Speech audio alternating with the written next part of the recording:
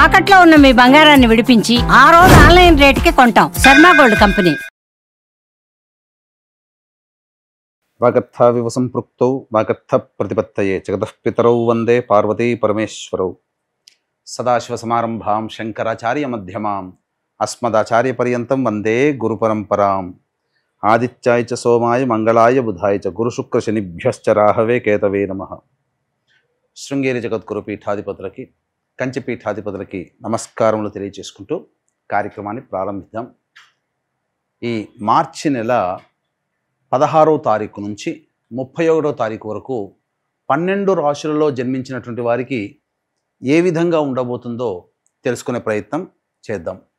ముఖ్యంగా ఈ యొక్క గురువు వృషభ రాశిలో సంచారము, కుజుడు మిథున రాశిలో స్తంభించి సంచారము, అలాగే కేతువు కన్యా రాశిలో, మరియు శని భగవానుల వారు కుంభరాశిలో సంచారము. ఇక 12వ రాశి అయినటువంటి మీనరాశిలో శుక్రుడు, రాహువు, రవి, బుధుని యొక్క సంచార ప్రభావం వెరసి ఈ 12 రాశుల మీద ఈ నవగ్రహాల యొక్క ప్రభావం ఏ విధంగా ఉండబోతుంది, అలాగే మనము దైనందినటువంటి జీవితంలో భాగంగా 16వ తారీఖు నుంచి 31వ తారీఖు వరకు మంచి రోజులు ఏంటి, చెడ్డ రోజులు ఏంటి, ఏ రోజుల్లో ఖర్చు ఎక్కువగా ఉంటుంది, ఏ రోజుల్లో ఆదాయం ఎక్కువగా ఉంటుంది, ఏ రోజుల్లో అనుకున్నటువంటి పనులు పూర్తి చేసుకోగలుగుతారనే విషయాల గురించి క్లుప్తంగా తెలియజేసే ప్రయత్నం చేస్తాను. వీక్షించండి. ద్వాదశ రాశులలో భాగంగా వృషభ రాశిలో జన్మించినటువంటి వారికి మార్చి 16వ తారీఖు నుంచి 31వ తారీఖు వరకు ఏ విధంగా ఉండబోతుందో తెలుసుకుందాం. ముఖ్యంగా గురువు రాశిలోనే సంచారం చేస్తుండడము, మరియు లాభస్థానంలోకి శని మార్పు 29వ తారీఖు రోజున రావడము, ఇదే లాభస్థానంలో షష్టగ్రహ కూటమి మరియు సూర్యగ్రహణం కూడా ఏర్పడుతుండడం, ఇన్ని కారణాల చేత వృషభ రాశిలో జన్మించినటువంటి వారికి అన్ని విధాలుగా అనుకూలమైనటువంటి యోగ కాలము చెప్పవచ్చు. చెప్పాలి అనంటే రియల్ ఎస్టేట్ వ్యాపారము, మరియు లాయర్ వృత్తుల్లో ఉన్నటువంటి వాళ్ళు, భూమికి సంగా రైతులు, కూలీలు, మరియు ఎలక్ట్రానిక్ అండ్ ఎలక్ట్రికల్ రంగంలో ఉన్నటువంటి వాళ్ళు, వీళ్ళందరూ ఈ వృత్తుల్లో వ్యాపారాల్లో ఉన్నటువంటి వాళ్ళు, ఈ వ్యాపార సంస్థల్లో పనిచేసే ఉద్యోగస్తులు, వీళ్ళందరూ కూడా జాగ్రత్తలు పాటించండి. ఇబ్బందికర పరిస్థితులు అనేటువంటివి మొదలవుతున్నాయి. మిగతా అన్ని రంగాలలో, అన్ని వ్యాపార సంస్థ, మిగతా అన్ని రకాల వ్యాపార సంస్థల్లో ఉన్నవాళ్ళు, ఆ వ్యాపార సంస్థల్లో పనిచేస్తున్నటువంటి ఉద్యోగస్తులు ఈ వృషభ రాశి వారికి చెందినట్లయితే వాళ్ళందరికీ కూడాను యోగదాయకంగా ఉంటుంది. అద్భుతమైనటువంటి యోగం అనేటువంటిది మీకు అన్ని విధాలుగా కలిసి వస్తుంది. ఇటు శని మార్పు, ఇటు సూర్యగ్రహణము, అలాగే షష్టగ్రహ కూటమి, అన్ని విధాలుగా శుభకరమైనటువంటి గ్రహాలన్నీ కూడా యోగించేటువంటి పరిస్థితి మీకు ఉండడం, తద్వారా మంచి జరిగేటువంటి అవకాశాలు ఎక్కువగా గోచరం అవుతున్నాయని చెప్పవచ్చు. అయితే ప్రధానంగా ఈ యొక్క వృషభ రాశిలో జన్మించినటువంటి వారు 16వ తారీఖు నుంచి 31వ తారీఖు వరకు ఏ రోజుల్లో ఏ విధంగా ఉండబోతుంది రోజువారీగా మనం తెలుసుకునే ప్రయత్నం చేద్దాం. ముందుగా ఈ యొక్క వృషభ రాశిలో జన్మించినటువంటి మహిళలకి చక్కటి యోగదాయకమైనటువంటి పరిస్థితి. మీరు గత కొన్ని రోజులుగా ఇబ్బంది పడుతున్నటువంటి అనారోగ్య సమస్యలు కావచ్చు, లేకపోతే వృత్తి ఉద్యోగ వ్యాపారాల్లో ఉన్నటువంటి సమస్యలు కావచ్చు, ఆ సమస్యలన్నీ కూడాను బయటపడే మార్గాలు మీకు గోచరమవుతాయి. ఆనందదాయకమైనటువంటి పరిస్థితుల్లో ఉంటారు. కుటుంబ సభ్యులు మీకు విలువ ఇవ్వడం, మీ మాటకి గౌరవం, మీకు విలువ ఇవ్వడం, ఇవన్నీ ఉండడం ద్వారా సంతోషకరంగా ఉంటారు.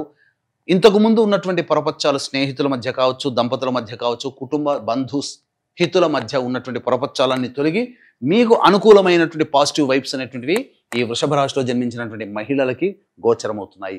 ఇక రోజువారీగా చూసుకున్నట్లయితే ప్రధానంగా 16వ తారీఖు రోజున ప్రశాంతత లేని జీవితాన్ని గడుపుతారు. చికాగ్గా ఉంటుంది. ఏ పని చేయాలన్నా బద్ధకం ఎక్కువగా ఉంటుంది కాబట్టి ఖర్చులు కూడా ఉంటాయి. ఇక 17, 18, 19, 20, 21 ఈ 5 రోజుల్లో సంపూర్ణంగా అనుకూలమైనటువంటి యోగ కాలము మీకు ప్రారంభమవుతుంది. రాని బాకీలు వసూలవుతాయి. అలాగే ధనపరమైనటువంటి సమస్యలు పూర్తి అవుతాయి.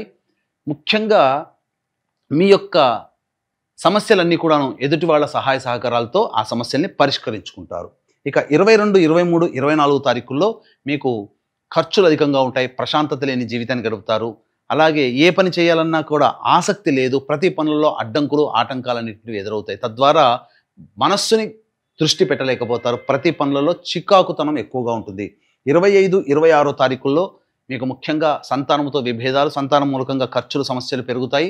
అలాగే ప్రధానంగా వృత్తిపరంగా ఉన్నటువంటి వాళ్ళకి మాత్రం ఇబ్బందికర పరిస్థితులు ఈ 25, 26 తారీఖుల్లో ఉంటాయని చెప్పవచ్చు. ఇక 27, 28, 29, 30 ఈ 4 రోజుల్లో సంపూర్ణమైనటువంటి యోగాన్ని అనుభవిస్తారు. రాని బాకీలు వసూలు అవ్వడం, ఉద్యోగంలో పేరు ప్రతిష్టలు, వృత్తి వ్యాపారాల్లో మీకు విలువ పెరగడం, ధనపరమైనటువంటి సమస్యలు పూర్తి చేసుకుంటారు. అధిక ధనాదాయం కూడా గోచరమవుతుంది. 31వ తారీఖు రోజున మాత్రం ఖర్చులు అధికంగా ఉంటాయి. ప్రశాంతత లేని జీవితం గడుపుతారు. వెరసి చూసుకున్నట్లయితే ప్రధానంగా 20, 21, ప్రధానంగా 22, 23, 24, 31 ఈ 4 రోజుల్లో మీకు ఖర్చులు అధికంగా ఉంటాయి కాబట్టి జాగ్రత్తలు పాటించండి. ఖర్చుల శాతాన్ని తగ్గించుకునే ప్రయత్నం చేయండి. అలాగే ఈ యొక్క వృషభ రాశిలో జన్మించినటువంటి వారికి దైవానుగ్రహం సంపూర్ణంగా కావాలి.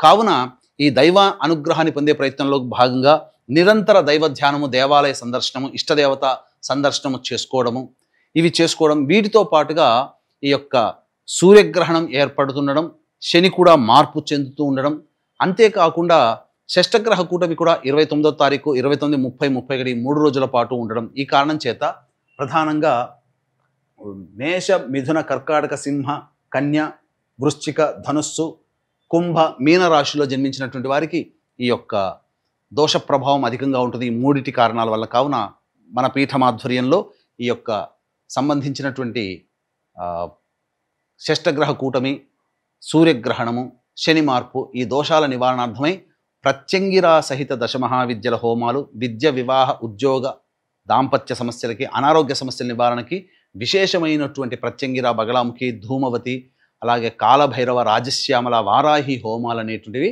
చేయించడం జరుగుతుంది సశాస్త్రీయంగా. అవకాశం ఉన్న వాళ్ళు కార్యక్రమం తదనంతరం కాంటాక్ట్ చేసి మీ గోత్రనామాలు నమోదు చేసుకోవచ్చు. ఇప్పుడు చెప్పినటువంటి విషయాల్లో మీకు ఇంకేదైనా సందేహాలు ఉన్నట్లయితే సందేహాల నివృత్తికి కార్యక్రమ తదనంతరం కాంటాక్ట్ చేసి వివరాలు కూడా తెలుసుకోవచ్చు. సర్వం శ్రీ ఉమామహేశ్వర పరబ్రహ్మార్పణమస్తు.